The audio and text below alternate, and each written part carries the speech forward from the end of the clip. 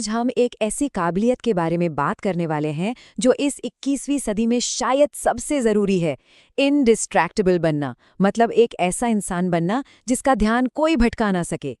चलिए शुरुआत करते हैं नीर एयाल के इस जबरदस्त कोट से, जो हमें बताता है कि अपने ध्यान पर काबू पाना कितना जरूरी है।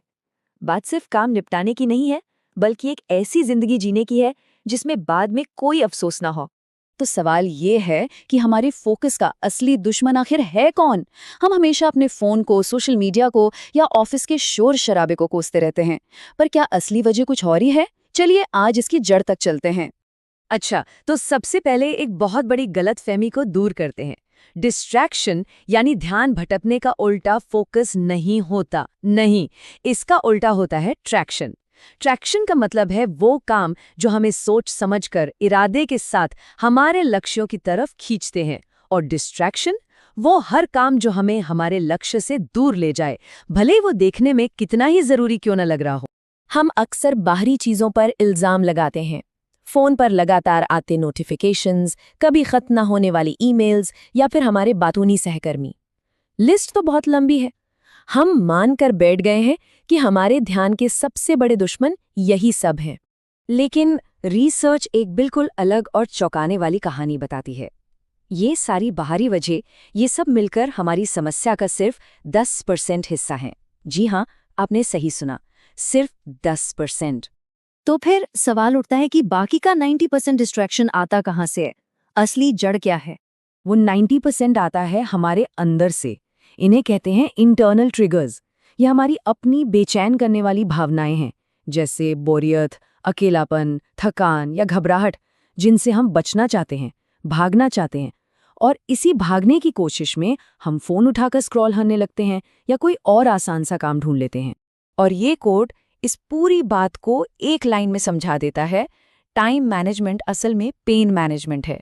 अपने समय को मैनेज करना असल में अपनी इमोशनल बेचैनी को मैनेज करना है। जब हम किसी मुश्किल काम से बचते हैं, तो हम उस काम से नहीं, बल्कि उस काम से जुड़ी जो घबराहट होती है ना, उससे बच रहे होते हैं। तो ठीक है, अगर 90% प्रॉब्लम अंदर की है, तो इसका सोल्यूशन क्या है?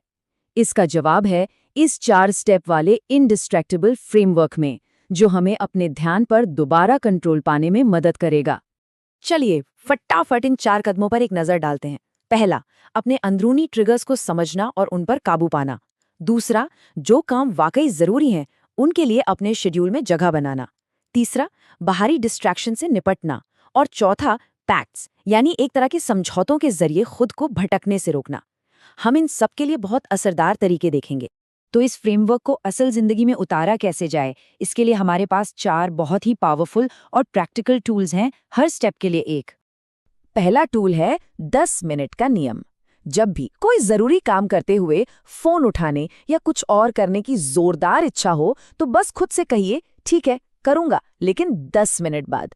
आप यकीन नहीं मानेंगे, ज्यादातर बार 10 मिनट के अंदर अंदर वो इच्छा या तो गायब हो जाती है या बहुत कम हो जाती है। ये अपनी भावनाओं पर कंट्रोल पाने की एक जबरदस्त टेक्निक है। दूसरा टूल है टाइम बॉक्सिंग। इसका मतलब है कि कभी न खत्म होने वाली टू डू लिस्ट बनाने की जगह अपने कैलेंडर में हर जरूरी काम के लिए एक फिक्स टाइम स्लॉट बुक करना। ये कहने के बजाय कि मुझे ये रिपोर्ट लिखनी है, कैलेंडर में डालिए मैं सुबह 10 से 11 बजे तक ये रिपोर्ट लिखूंगा। इससे एक पक्का प्लान बनता है और दिन के आखिर में अधूरा महसूस नहीं होता। तीसरा टूल है अपने फोकस का सिग्नल देना। ये आइडिया उन नर्सों से आया जिन्होंने डू नॉट डिस्टर्ब वाली वेस्ट पहनकर दवाइयां देने में होने वाली गलतियों को 88% तक कम कर दिया था। ऑफिस में आप अपनी स्क्रीन पर एक छोटा सा साइन लगा सकते हैं जो आपके साथियों को बताए कि आप अभी बहुत जरूरी काम में लगे हैं और बाद में बात करेंगे। ये एक बहुत ही आसान लेकिन कमाल का तरीका है। और हमारा चौथा टूल है एफर्ट पैक्ट्स। यह एक तरह का प्री कमिटमेंट है, जिसमें आप जानबूझकर अपने और डिस्ट्रैक्शन के बीच में कोई रुकावट खड़ी कर देते हैं। जैसे एक टाइमर वाला स्विच इस्तेमाल करना जो हर रात ठीक 10 बजे आपके वाईफाई राउटर को अपने आप बंद कर दे। इससे देर रात तक बेवजह नेट सर्फिंग करना मुश्किल हो जाता है।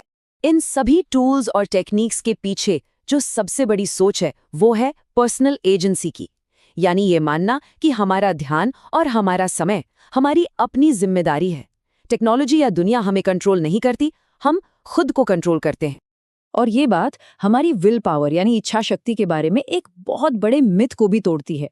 रिसर्च बताती है कि विल पावर कोई मोबाइल की बैटरी नहीं है जो खत्म हो जाती है। ये काफी हद तक हमारे माइंडसेट पर निर्भर करती है। जो लोग ये मानते हैं कि उनकी विल पावर लिमिटेड नहीं है, वो असल में ज्यादा देर तक टिक पाते हैं। और इसी सोच से निकल कर आता है नीर एयाल का एक थोड़ा कंट्रोवर्शियल लेकिन सोचने पर मजबूर करने वाला मंत्र, दवाइयों से पहले स्किल्स।